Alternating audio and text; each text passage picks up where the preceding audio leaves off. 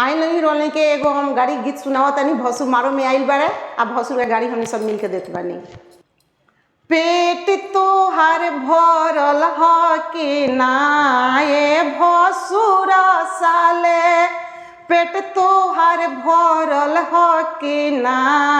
ए भसुर साले, जुठ पतल ले ले काहे जाल हो ए हो, जुठ पतल ले ले काहे जाल हो, कुकुर के भोके हम डांटा चलवनी हो,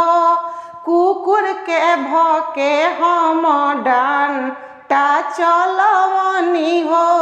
कोई कोई करत काहे जाल हो ए हो, कोई कोई करत काहे जाल हो, पेट तोहार भरल ह कि ना ए समधि साले, पेट तोहार भरल ह कि ना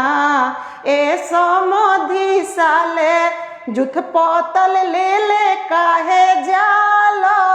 हो ए हो, जुठ पतल ले ले काहे जाल हो, कुकुर के भोके हम डांटा चलवनी हो,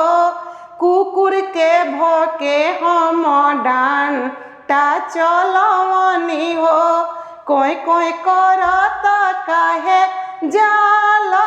हो ए हो, कोई कोई करत काहे जाल हो।